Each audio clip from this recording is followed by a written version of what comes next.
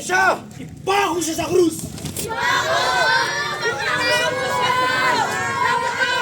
Hindi pa pasapat yan!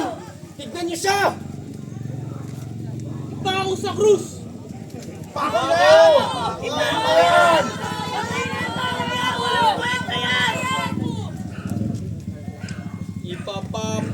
Ipapapako ko ba sa krus ang inyong hari?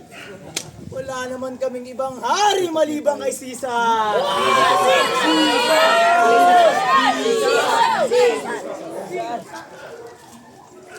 Kapag pinakawalan mo siya, gobernador, magiging kalaban ka ni Caesar.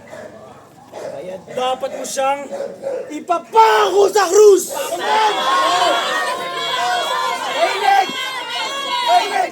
Tahimik kayo! Bakit ba kayo masyadong uhaw sa dugo ng taong ito? Ako'y walang makitang kasalanan sa kanya. Batay sa inyong pagsasaktan. Liwanag pa sa sikat na araw ni siya inatasala ka mga anak. Init na nga, oh. Kayo ang may kagustuhang ipapako siya sa krus. Hindi ako. Sinisigurado ko lang. Inosente ako. Mga sundalo! Sundin ang kagustuhan nila!